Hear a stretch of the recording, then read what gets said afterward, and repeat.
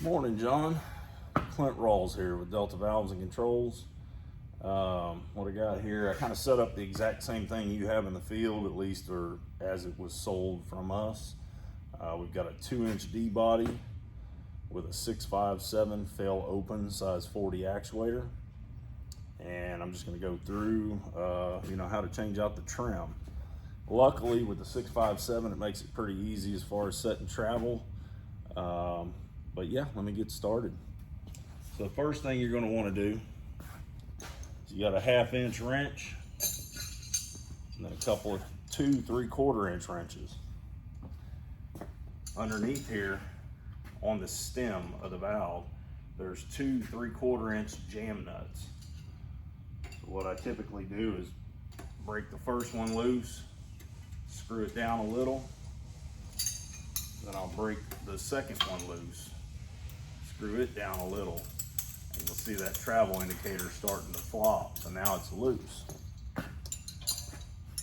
Next, your 1/2 inch wrench is what you'll use to disconnect the connecting blocks. So we'll just break those loose, take our connecting blocks off.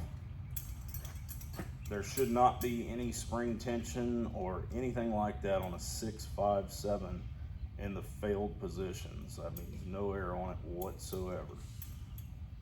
667 fail closed, a bit different. It'll have a lot of spring tension.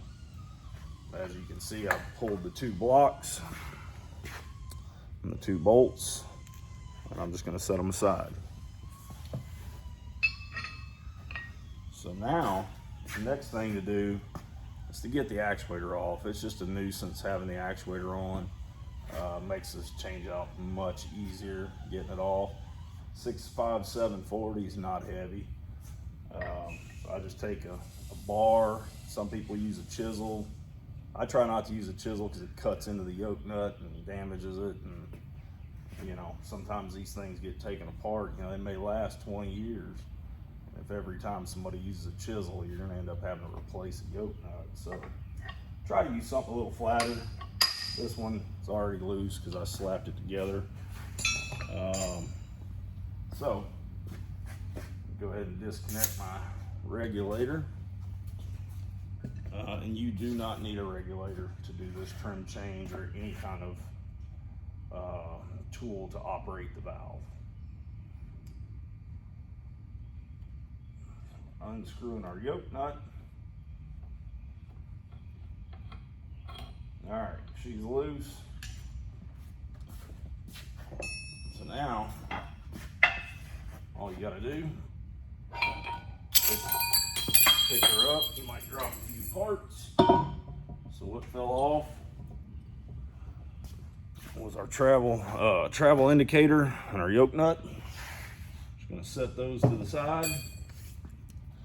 All right, now we're gonna get into the fun part. Let me see if I can zoom in. Somebody stole my camera tripod, so I don't have a very good setup here. Okay, the camera won't zoom, so we'll carry on. So like I said over the phone, you'll need a pipe wrench, probably a 6-footer, maybe 2 guys, one pulling, and then one hitting the pipe wrench. Say this is a pipe wrench, so if you're pulling, hold good tension and have someone pop it right here with a hammer and it'll just pop loose. It's literally just bottomed out and then just locked down just a tiny bit more. Once you break it, it just pops loose, so no big deal there. Now this I have not taken apart, so this is going to be reality as far as how tight it is. However, with this tool, it does make it a lot easier. So anyhow, we're going to proceed. All right, so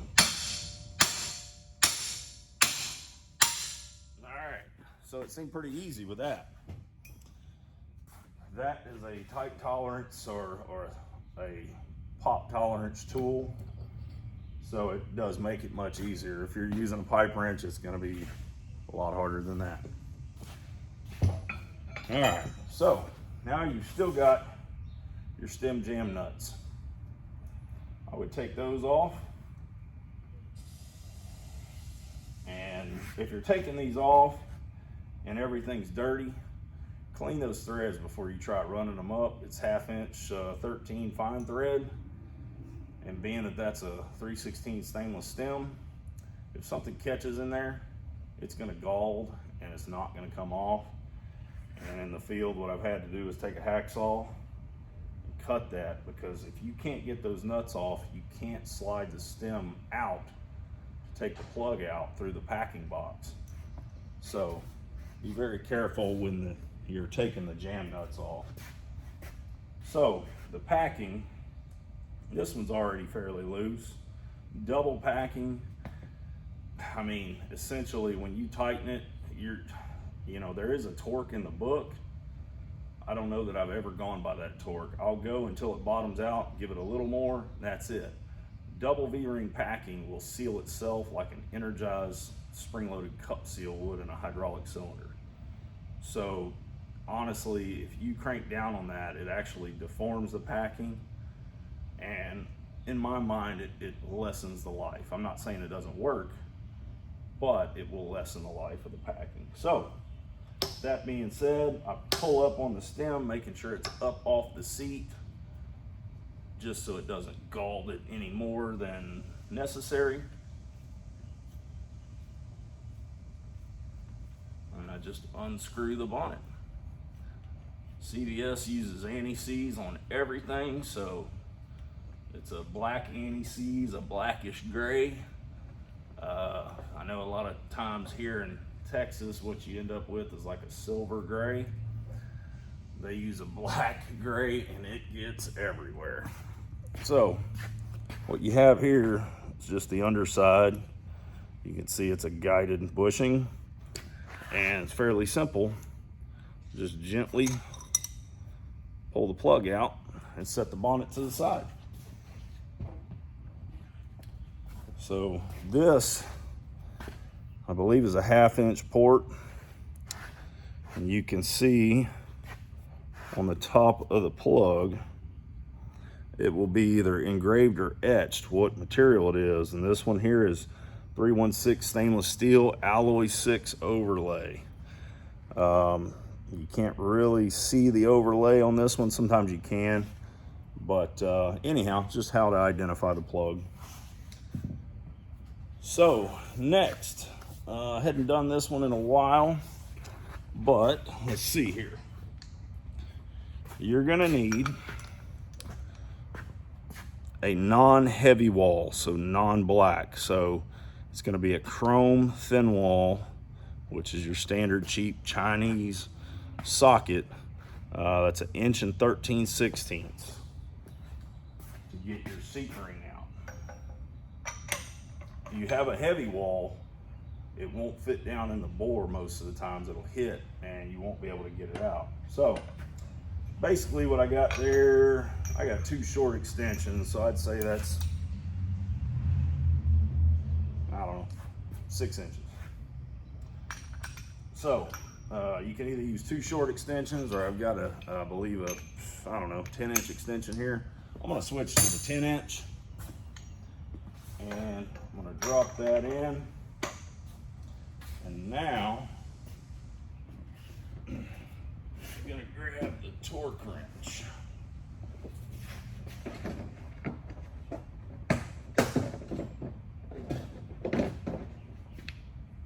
All right, so we got our torque wrench.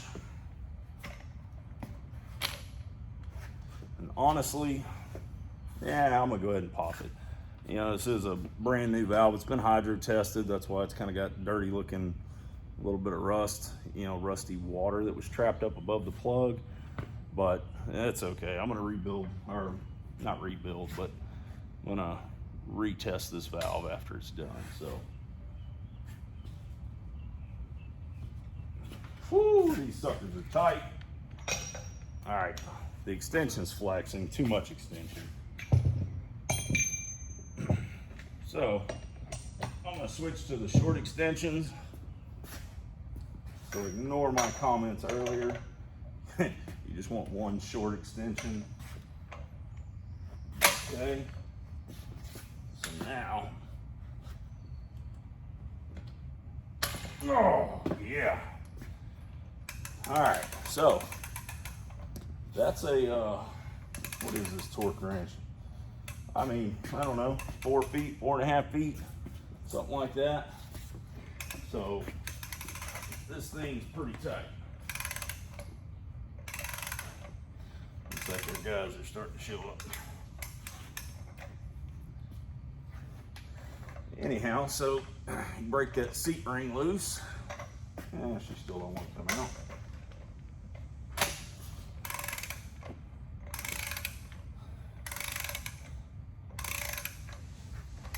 All right, come on now. Set the torque wrench down. All right, so now we can unscrew it. It's free and loose.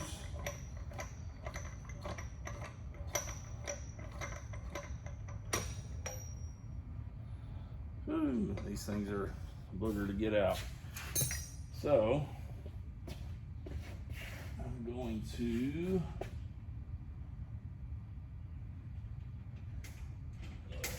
try to find some long needle nose here. Anyhow, these are not long needle nose, but I think they'll work. Just gonna stick them in the bore of the seat. Lift it up, set it there. So there's your seat ring. Now the biggest or most common mistake made here is not removing the old gaskets. They almost look like they're part of the body, but sometimes they stick on the bonnet, sometimes they stick on the seat, sometimes they stick in the valve, sometimes it's either or. Sometimes one sticks, the other doesn't. You have to get them out. If you leave a gasket in the body and you put another one on top of it, it will leak for sure. So, pick set.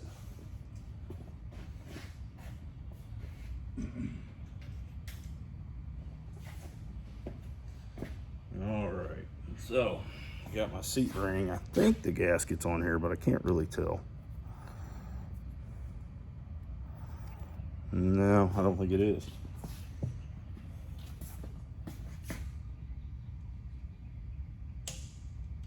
Okay, let me see my bonnet. It might have stayed.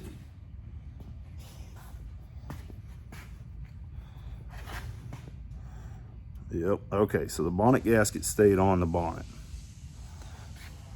Very hard to tell. Now, I'm gonna take my pick, I'm gonna go down to the seat bore. Oh, and that one was actually standing up a little, so that one was easy to spot. Both of our gaskets are out. And let me see here.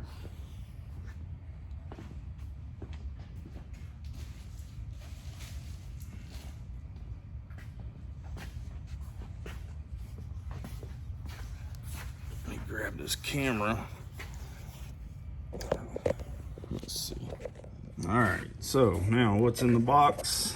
So, like I mentioned, you've got a 3/4 inch port, Alloy 6 seat ring, 3/4 inch port, Alloy 6 plug, 316 base material, and I believe a Nitronic 50 stem. And then you've got your packing, your gaskets, everything you need. I mean, the valve's fairly new and you didn't have a packing issue. It comes apart clean. It's probably not even worth changing the packing. Just stick the new plug in and keep rolling. Anyhow, let me go back through the reassembly process here in another clip. All right, John, so now that we've done all the disassembly, I'm gonna take the old parts and I'm just gonna stick them back in the valve for now.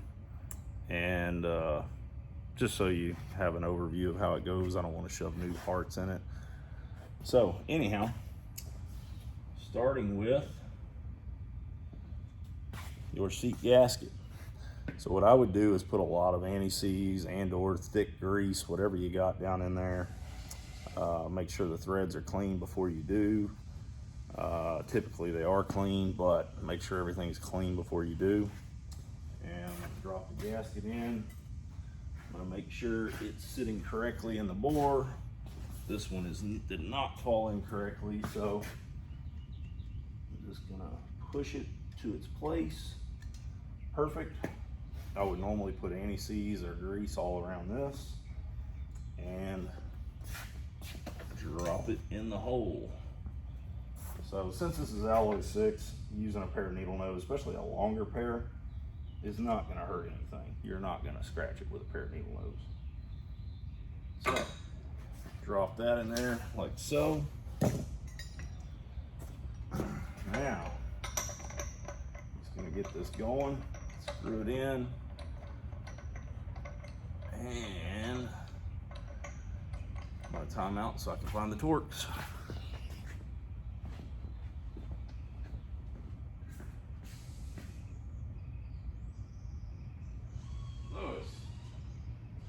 D-body seat ring torque. What size is that one? 2 inch. I think it's 520. 520 or 550? 550 sticks in my head. You had it here, but I guess not. You sent it to me on text message. You still having text message? Oh, I can't grab my phone right now.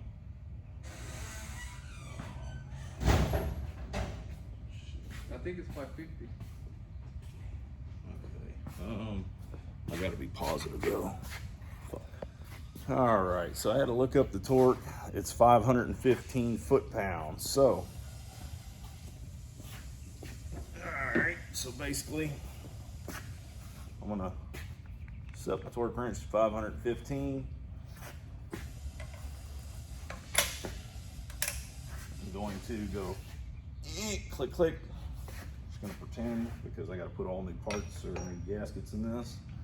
515 foot-pounds. In fact, let me just screw this down since I am gonna be setting to travel. I don't wanna mess nothing up or damage the threads by putting force on the seat.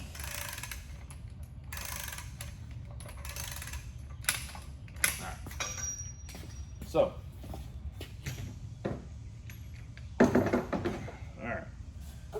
got 515 foot-pounds torquing the seat in. And now we're gonna go to our bonnet gasket. Same thing as the seat. Make sure that everything's clean. Drop your bonnet gasket in. Make sure it sits proper. Lubricate. Now, we got our bonnet, making sure my packing is loose. If your packing's not loose when you slide this in, it will damage the packing. Should slide in fairly easy. All right, lubricate those threads. And let's thread her back in.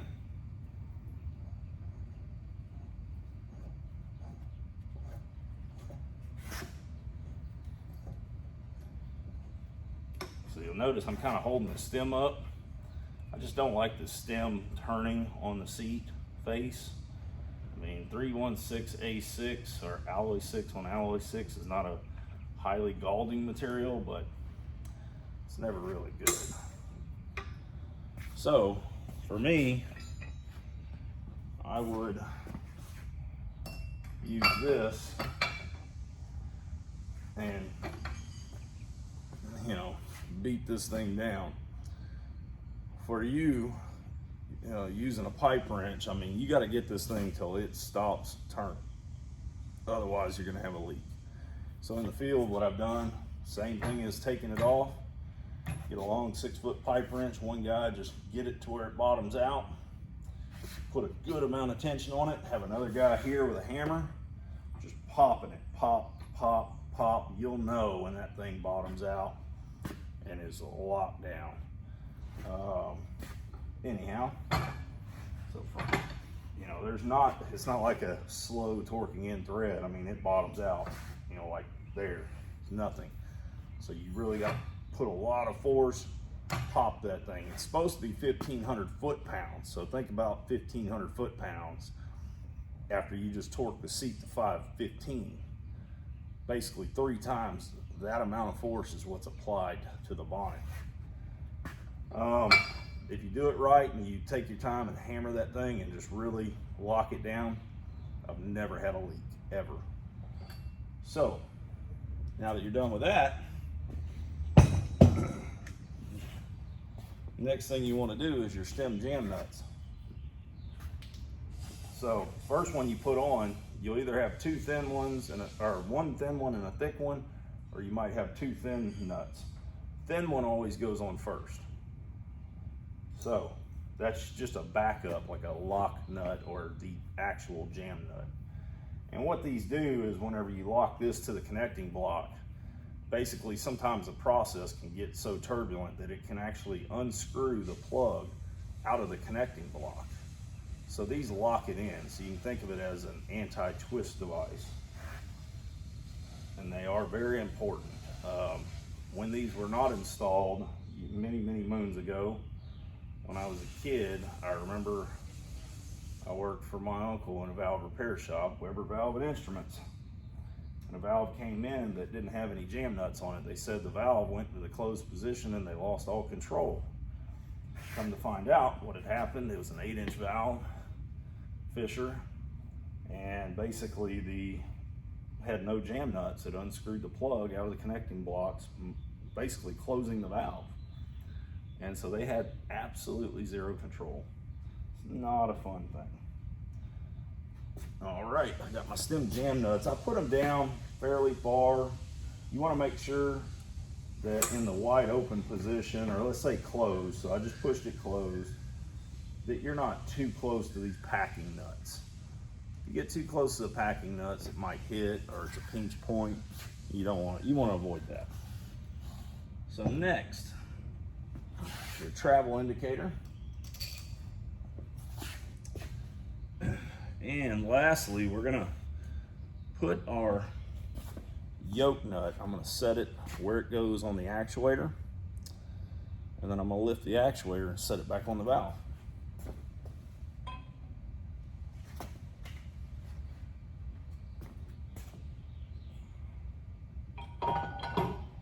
Okay. Now that I got it set on the valve, I'm just gonna line it up how I want it.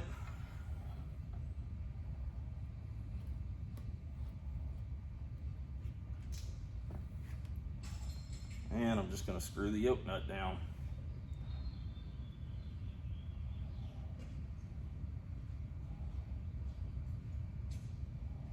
All right, so now I'm gonna lock the yoke nut down.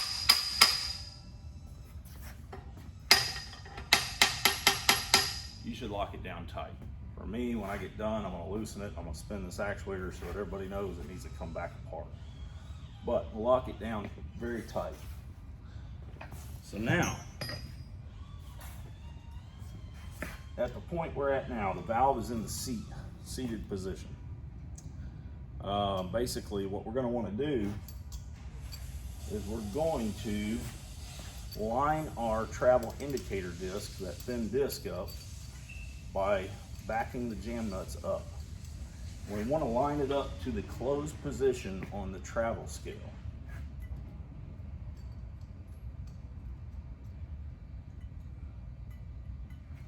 All right, I'm gonna grab the camera because this stuff is, man, I wish I had my tripod. Anyhow, so I'm gonna back this up until it lines up on our travel scale. It's hard to show on here, but with this brand new valve and the packing loose, I can literally lift this plug. In fact, the packing is so loose, the plug falls back down. So what I'm gonna do, sometimes you can take a 3/4 inch wrench and stick it underneath this nut and against the packing and pry, and it'll lift the stem up until you reach the indicator on the open position. Once you get that, all you gotta do is make your connection with the connecting blocks.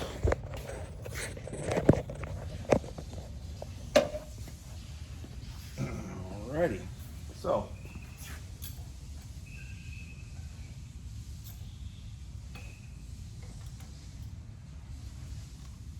now we're making our connection with the connecting blocks.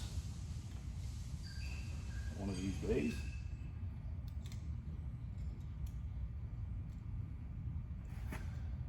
I'm definitely a right-handed guy, and that valve that we're working on is right in my way, so everything's left-handed. All right.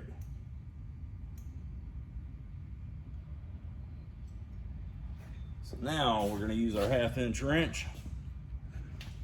We're going to tighten down our connecting blocks. They need to be fairly snug.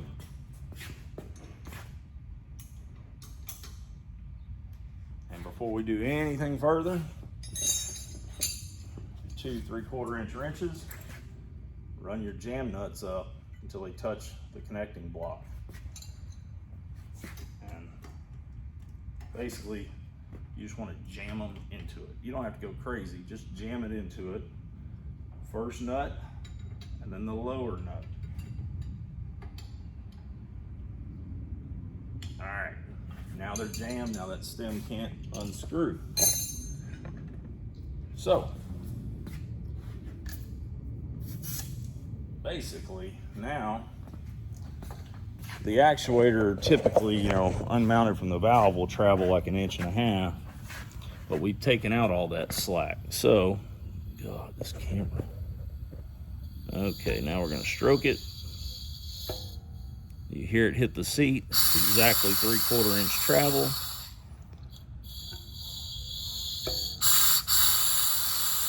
That's it. Anyhow, if you got any questions, give me a call. Thanks.